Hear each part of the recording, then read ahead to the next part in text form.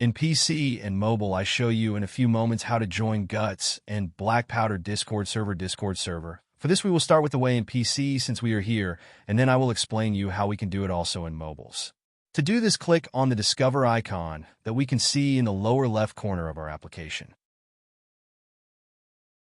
Now click on Servers and go to the search box that you will see in the upper right corner and type Guts and Blackpowder.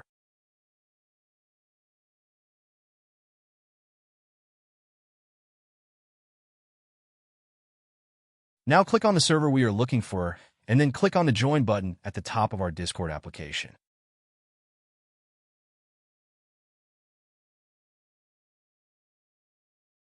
Congratulations, you are already inside the Discord server on PC.